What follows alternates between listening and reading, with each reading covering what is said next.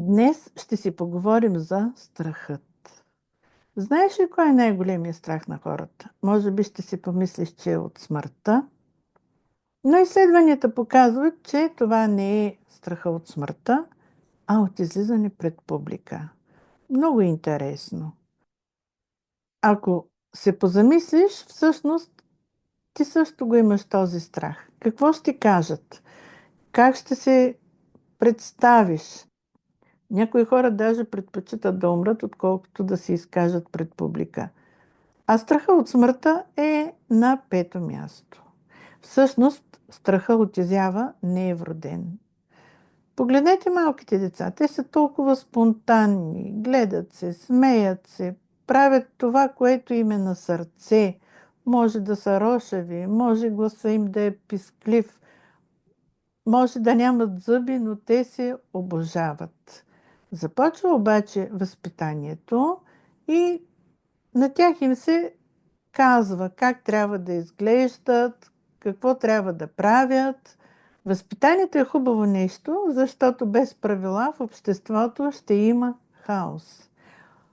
Въпросът обаче е, че ние живеем по правила от преди 200-300 години, които се предават от поколение в поколение.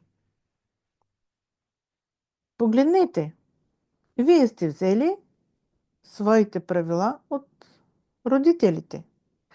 Те са имитирали своите родители, които на свой ред са имитирали своите родители. Проблема е, че сега условията са други. Докато едно време е било много страшно да си богат, защото ще те убият, ще ти вземат парите. Опасно е било да си известен. Сега не е така. Не е страшно да имаш собствено мнение. Всеки може да вземе телефона си и да записва. В социалните медии има абсолютно всичко. Може да видиш и малки деца, и големи хора, все повече на по-голяма възраст хора се снимат, разказват, но и много хора се страхуват да се покажат пред публика. Има и предвид, че много от нашите страхове са илюзорни. Нашия мозък има цел да ни запази живи. Не да ни направи здрави, красиви, умни, а да ни запази живи. И оттам той гледа да е в зоната на комфорт. Там е сигурно, там е познато, там той знае как да действа, но на нас там ни е скучно.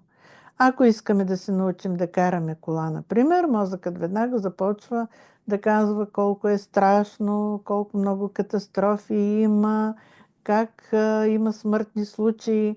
Но ако се замислиш колко хора познаваш умрели от катастрофа, може би няма да знаеш нито един или ще бъдат един-двама. А кажи сега, колко хора карат без происшествия? Много. Почти всички твои познати карат спокойно. Отиват на работа, връщат се, отиват на екскурзия, връщат се. Но мозъка изтегля негативния сценарий и ти го размахва пред лицето. Защо? За да те запази жив. И той казва, ами за какво ти е кола? До сега си оживял без кола, значи не ти трябва. Както разбра, страхът от изява е придобит. Той расте заедно с човека. Колкото повече години минават, толкова повече блокажи се натрупват. Много интересно явление. С годините човек придобива повече опит, по-добър специалист е, знае повече от преди 20 години, например, и би трябвало да е много спокоен, но не е така. Как да се избавим от страха? Ще ти дам техники. За първата техника е необходимо да намериш спокойно място, седни удобно, затвори очи и дишай. Бавно. и дълбоко. Наблюдавай дишането си.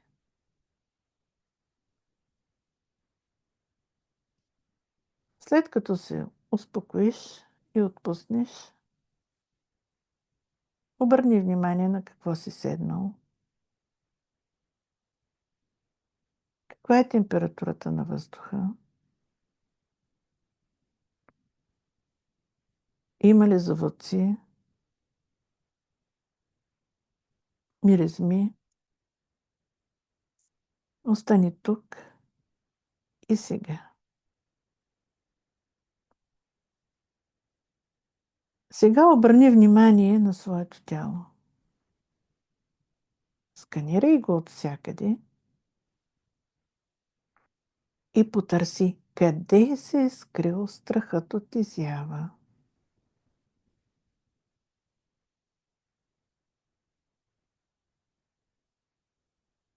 След като го намериш,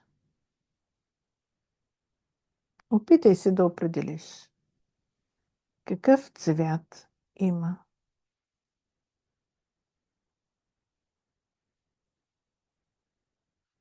Каква консистенция? Плътен или лек и пухкав?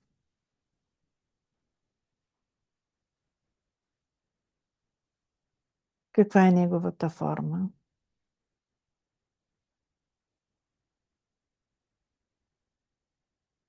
Движи ли се?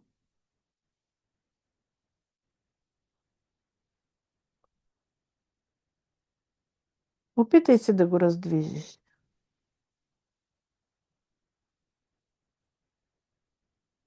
Ако може да го задвижиш, ще може и да го управляваш. Сега мислено го извади от тялото пред себе си. Погледни го и му кажи: Здравей, мой страх! Виждам те, признавам те. Аз съм те създал. Ти ми помагаш, пазиш ме от нещо. Какво има да ми кажеш? Сега внимавай дали ще има отговор. Имай предвид, че първите 5-6 секунди е верният отговор. След това мозъка започва да мисли: ами какво трябва да кажа? Отговора може да е дума, образ, звук или някакъв знак.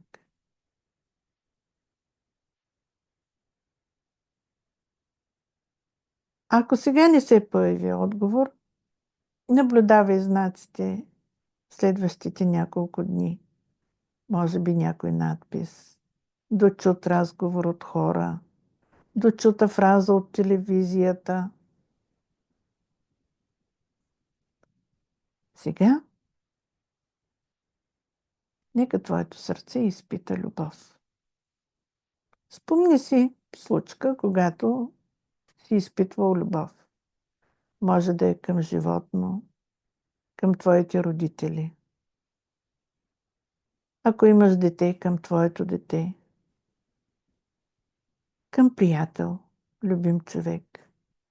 Все някога в живота си изпитвал любов.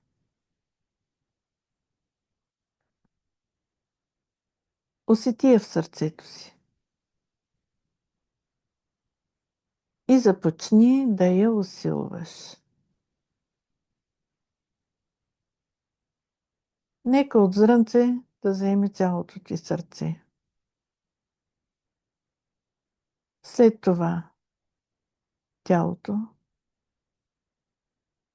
стаята, града, в който живееш, държавата, земята, Вселената. Нека всичко е любов. Окъпи с любов страха, изпрати му съзнателно много, много, много любов и виж как той започва да се променя. Започва да свети, да блести. След това се разтваря в светлината около теб. Дишай. Наслади се на момента. Всичко е пълно с любов, спокойствие, светлина. Запомни този момент и го използвай винаги, когато се появи страх. Всеки път той ще е по-слаб и по-лесно и бързо ще се разтваря. Ако направиш тази техника 10 дни подред, от страха ще остане само спомен. Сега стани и направи това, от което се страхуваше. В този момент ти си победител. Победил си този илюзорен образ. Ето и още една техника. Ако нямаш възможност да се осамотиш за 5-10 минутки, си задаваш въпроса: и какво от това няколко пъти? Откриваш, че изпитваш голям страх от това да се изявиш. И си задаваш въпроса: и какво от това? Примерен отговор: ами ще се изложа. Питаш отново: и какво от това, като се изложиш? Ами ще ми се смеят. И какво от това, като ти се смеят? Ще се притесня. И какво от това, като се притесниш? Ще се разплача. И какво от това, като се разплачеш? Ами нищо.